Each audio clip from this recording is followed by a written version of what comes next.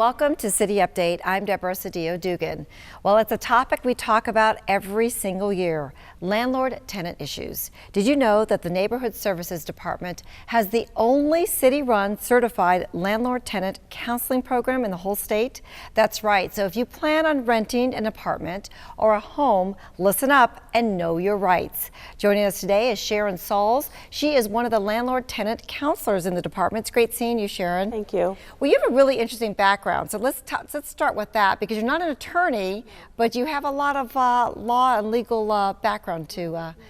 Well, my background is sociology or social work. I've been in the field of housing, working with Section 8 housing, fair housing, and landlord and tenant now for 11 and a half years. And recently, I started going to the Sandra Day O'Connor School of Law at ASU, so hopefully that will help as well with educating folks on the law further. And that's what it's all about, is educating people on before they rent, knowing what they can ask, what they can't ask, and just basically knowing your rights. So how many counselors do we have with the city? We have 3 counselors that work for the city of Phoenix, but we do educate the entire state of Arizona because it's an Arizona law. Okay, so let's talk about the law, because it has changed. In July, we had a revision of it, and how is it impacting both landlords and tenants? As of late, no one has mentioned that there's been any effects, but I think it's because it's so new. I don't think most of the residents are aware that there's been changes, because it takes groups like us to disseminate the information. So right now, no one's mentioning any changes. So what are the highlights of it, though? If nobody's talking about what the changes are, but what are they? Well, one thing folks need to know is that it's printed or published by the Arizona Department of Housing. That's changed probably within a year or so. There may be some changes to police being protected and being allowed to be released from their lease, and the access law, and there's some others that we can go on about. If you come into the office, we can definitely give you a lot more information on it. So perfect. Going to rent an apartment. We're actually going through that right now. Renting an apartment, what do we need to look out for, and questions we should be asking before we actually pull up the moving truck? Okay, I think it's okay to view a model, but it's more important that you view the actual unit that you'll be living in. Do not sign contracts if you're not sure that's where you want to go. Don't put down deposits if you're not sure that's where you want to live. But once you've made that decision and you've moved in, it's very important that you do a move-in inspection in writing. That should be done within a reasonable amount of time. Of course, not a month later or anything like that.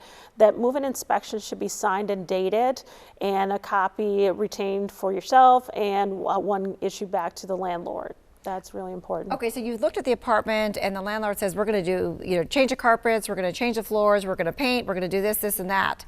So you have to, they told me this verbally, so you have to hold them to that and say, okay, I'm going to check this out before I actually move in. Right. Is that legal to do that? Right, you can do that. And in fact, there's a particular statute, it's called failure to deliver possession.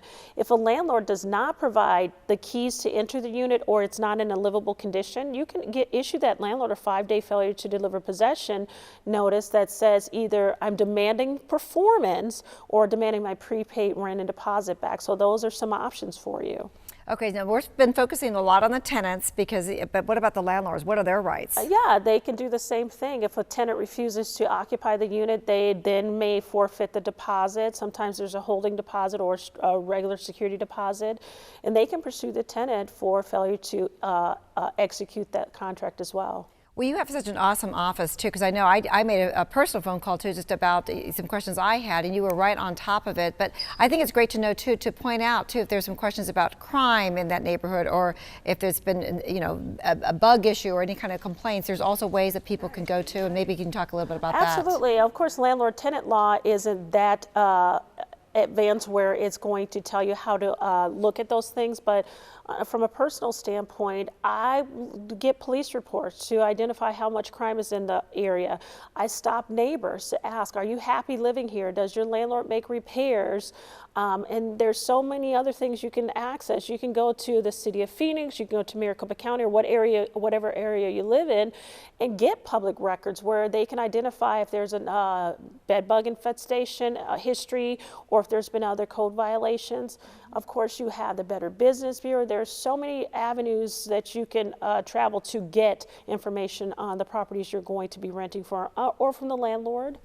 Right, and that's key, and this is what your office does, is to educate and to answer any questions and helping. Totally free. There's no cost whatsoever. Right. So what's the best way to get a hold of you and make appointments? Because you also do phone interviews as well, correct? Right. Well, the best way to meet with a counselor is to come into our office. We do walk-in appointments. If we are booked for the day, we do allow courtesy appointments where we will put you in the next day or a different slot. We have our email access as well for those who are not in the city of Phoenix or they're homebound, maybe they're disabled or something like that. Of course, you can call us, but the best way to access us is to come into our office. Oh, well, you do such great work, and we really, really thank you. Very important work for our residents here in Phoenix. So it's great seeing you, Sharon. Thank you. Thank you. So if you would like more information about landlord-tenant issues, as Sharon just said, you can email landlord.tenant.nsd@phoenix.gov, or you can go to phoenix.gov/NSD to find more information. You can also call the number on your screen. For City Update, I'm Deborah Cedillo Dugan.